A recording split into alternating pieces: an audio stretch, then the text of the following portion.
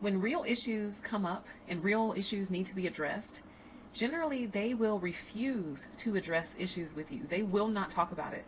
And this is one of the most frustrating things about them. They never, sometimes people get frustrated and they need time to cool off, but they'll come back and they'll revisit the conversation. They'll have the conversation and then they try to change. Everyone agrees to change something, or there's some type of agreement moving forward. When you're dealing with a narcissist, they refuse to be real with you. They refuse to be authentic with you. They refuse to let you be authentic with them. When real issues come up, they tend to shut down the conversation. So they shut down the conversation in many ways. Sometimes they just flat out shut it down. They stop talking. They stop participating. You can stand there and talk, but they're not saying anything. Sometimes they'll look at you blank. Sometimes they won't look at you at all. Angry. Silence. This one's the oldest trick in the book. You will feel my wrath, which I cannot directly express in words. Ghost in the room. When there's a problem about something you did, your manipulator emotionally checks out of the relationship. They'll leave the room, they'll leave the house, they'll hang up, they'll stop texting back, whatever. However you're communicating, they'll literally shut down the conversation. Disappearing act. He triggers your needy switch by becoming aloof and distant when he's not getting his way. Their next response could be a variety of tactics. They could use word salad, which is just circular logic and insertions of irrelevant things that don't really make sense. Or they could use projection, gaslighting, where they deny or minimize what they've done or said. Twisting things. I'm rubber, you're glue. Whatever you say, I'll turn it back on you. Passive-aggressive denial. Or they might tell you that you're the one who said or did something that was condescending, and that you're the condescending one. You're the narcissist. It's as if he wants you to get angry and mad as hell, just so he can call you crazy. And sometimes they'll call you dramatic.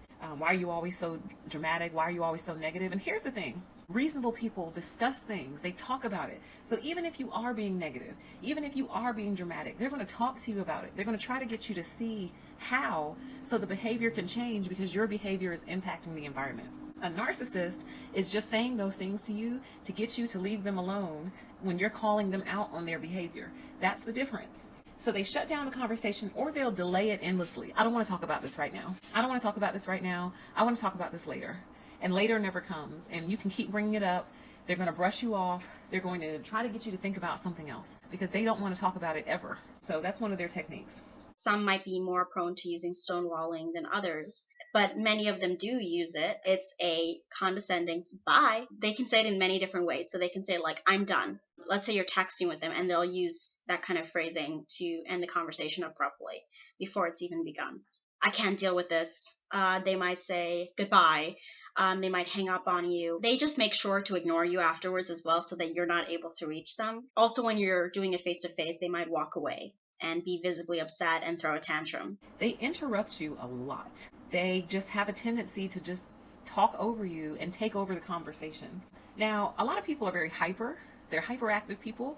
So they kind of jump in because they're so excitable and they have a tough time keeping a lid on it. But they still are actively participating in the conversation. So their excitement is overriding them and they're jumping in and cutting you off, but they're still giving you the floor. Narcissists jump in, cut you off, and now it's their floor, and they don't ever give it back. Super close friends have really deep communication dynamics where, it's anyone's court at any time. It's bouncing back and forth. It's here, it's there. Narcissists just cut you off because they really don't care to hear what you have to say.